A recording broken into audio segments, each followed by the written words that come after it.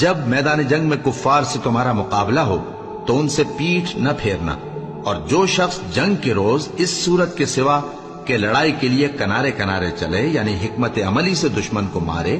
یا اپنی فوج میں جا ملنا چاہے،